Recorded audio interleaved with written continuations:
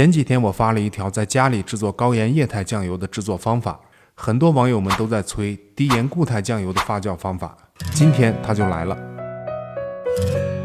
低盐固态的发酵方法最快1个月就可以吃到酱油。不管用哪种方法做酱油，第一步都要制曲。制曲的方法在上一期节目中虽然做了完整的视频，但是我想在这里再跟大家重复一遍，因为制曲的步骤非常的关键，它决定了以后酱油的口感和味道。首先把500克黄豆浸泡大概4个小时以上，然后蒸熟或者煮熟都可以，捞出来摊凉降温，降温降到40度以下。酿造酱油用的菌种是米曲霉，是我国传统酿造食品酱和酱油的主要生产菌种。它的主要作用是把原材料中的蛋白质和淀粉分解成大量的氨基酸和各种酶系，让酱油产生独特的风味。沪酿 3.042 的米曲霉就是我国酿造酱油行业普遍使用的菌种。很多人看到黄绿的颜色会误以为是可以致癌的黄曲霉毒素，其实米曲霉是不能产生黄曲霉毒素的，只要你购买了正规企业生产的菌株，就可以确保发酵的过程是安全的。然后用50克的面粉加1克的米曲霉混合在一起，再把它倒入已经降温的黄豆里，充分的搅拌均匀。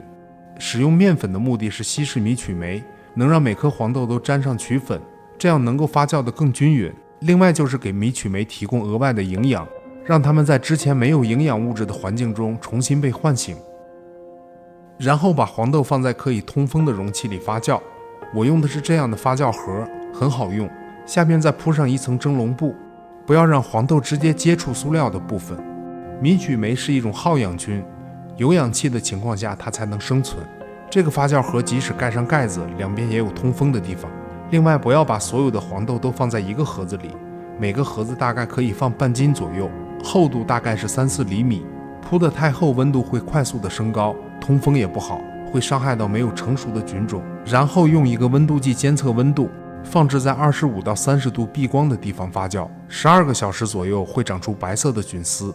黄豆也因为菌丝的生长会结成一整块，闻上去有一种特有的芳香，这时的温度也会升高。这时要进行第一次翻曲，把结成块的黄豆打散，就能起到降温的目的。20个小时左右会看到一部分菌丝已经变成了绿色，也是米曲霉的蛋白酶分泌最旺盛的时期，这时的温度也会剧烈升高，所以这时要进行第2次翻曲，发酵的温度要控制在35度以下。30个小时左右，米曲霉逐渐成熟，大部分的黄豆也由白色转变成黄绿色。如果温度控制在30度以下，发酵时间会有所延长，但是会更有利于酶活力的提高。总之，控制温度非常关键。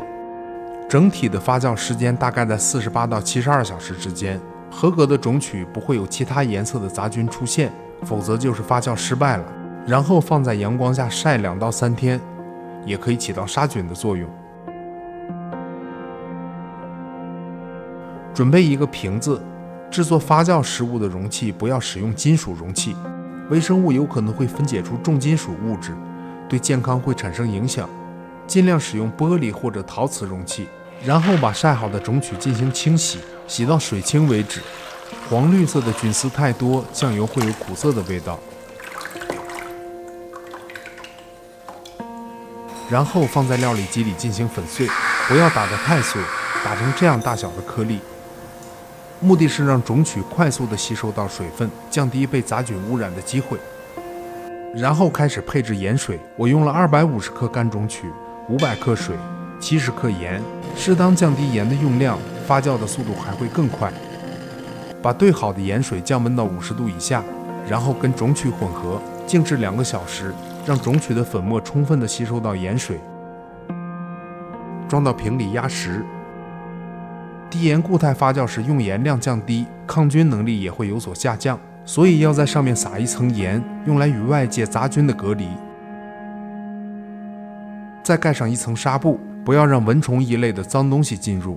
不要盖盖子，因为米曲霉是好氧菌，需要在有氧的环境下发酵。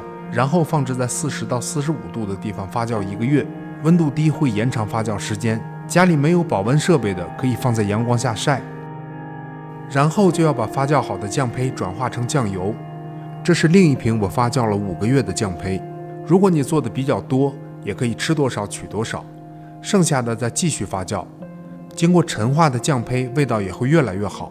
往锅里倒入种曲至少5倍的水，也就是250克的种曲用1250克的水，把盖面的盐和酱胚一起倒进锅里，小火煮20到30分钟，同时也可以起到灭菌的作用。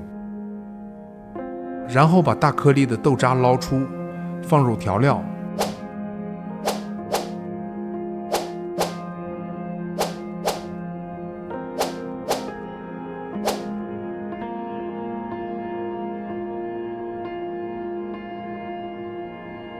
我还是用了同样的过滤方法。固态酱油因为把黄豆进行粉碎，所以会产生大量的碎渣。我做了一个2层的滤网，第一层是150目的，第2层是300目的。虽然过滤的速度有些慢，但是过滤出来的酱油很清澈，底下没有任何的杂质。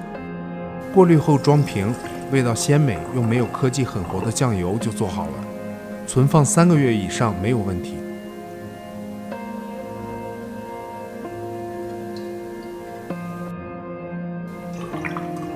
决定你多久能吃到自己做的酱油的因素有2个，第一是盐的使用量，盐度越高，酶的活性就会降低，发酵的时间也会延长。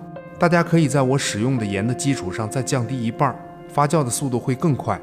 第2个因素是温度，如果温度控制在40到45度，可能需要1个月的时间；如果温度能控制在45到50度之间，可能20天左右就可以吃到酱油。发酵成熟的酱油胚是黑褐色，并且有浓郁的酱香味儿。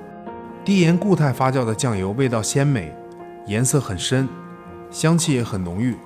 酱油的制作方法也有很多种，以后的节目中会陆续的播出。好了，别忘了点赞关注。